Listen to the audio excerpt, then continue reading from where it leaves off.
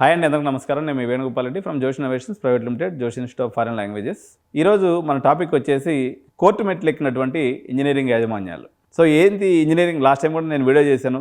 మనము పోయినసారి government GO release చేసింది. ఏదైతే ఇంజనీరింగ్ కాలేజీల యొక్క ఫీజులకు సంబంధించి జీవో రిలీజ్ చేసిందో దానికి వ్యతిరేకంగా మొన్న సింగిల్ జడ్జి లక్ష్మణ్ సారు ఆయన వ్యతిరేకంగా తీర్పునిస్తూ 6 వారాల గడువులో దీన్ని పరిశీలి చేస్తామని చెప్పి కేసు కొట్టేయడం జరిగింది. సో దాన్ని మళ్ళీ బేస్ చేసుకొని ఇంజనీరింగ్ కాలేజీల యాజమాన్యాలు డివిజన్ బెంచ్కి వెళ్ళాయి. అక్కడి నుంచి మళ్ళీ ఇది చీఫ్ జస్టిస్ దగ్గర దాకా పోయినట్టుగా మనకు విశ్వసనీయ వర్గాలు పోగొట్ట. సో ఈ ఫీజుల విషయం వచ్చేసి జేఎన్టీ వెబ్సైట్లో కూడా మీకు క్లియర్గా మెన్షన్ చేయడం జరిగింది. ఒకసారి మీ యొక్క సౌకర్యం కోసం నేను చూపిస్తూ ఉన్నాను. అయితే ఇంజనీరింగ్ కాలేజ్ యాజమాన్యాలు కోర్టుకు పోయినాయి కదా, ఇంతకుముందు వచ్చినటువంటి ఏదైతే జడ్జిమెంట్ ఉందో సిబిఐటీకి సంబంధించినటువంటి దానికి కూడా ఫీజులు పెరిగినాయి. రిమైనింగ్ వాళ్ళు పోయినప్పుడు వాళ్ళు ఏం చెప్పిందంటే, మేము తుది తూర్పుకు లోబడే ఈ ఫీజులు అనేవి ఉంటాయి, ఏదైతే మీకు ఫీజులు కనిపిస్తున్నాయో ఇవి తాత్కాలికం మాత్రమే అని చెప్పేసి ఎంసెట్ వెబ్సైట్లో కూడా ఒక సర్క్యులర్ పెట్టడం జరిగింది. ఇది ts.epset.nic.in. ఇందులో circular on fee structures issued as per high court orders ఏందో ఒకసారి ఆ సర్క్యులర్ ఏందనేది మనం చూద్దాం. చూడండి. In accordance with recommendations of the TAFRC Telangana admissions regulatory committee government have notified GOMS number 26 higher education department.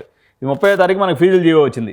That the fees for the block period of 20-25 as notified in dated will be applicable for the academic year 2025.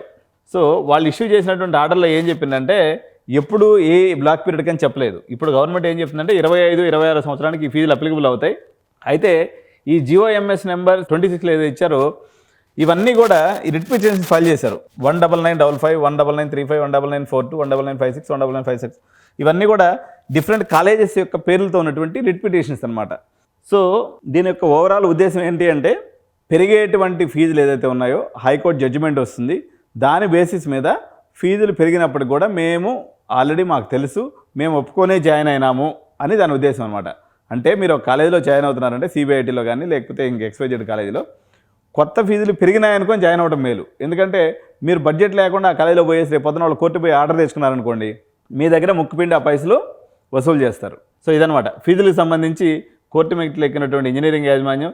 దాని తాలూకా పరిణామమే ఈరోజు ts.epset.nic.inలో మనకి కనిపిస్తున్నటువంటి circular. So ఫీజులు పెరిగేటువంటి అవకాశం మ్యాక్సిమంగా కనిపిస్తూ ఉంది.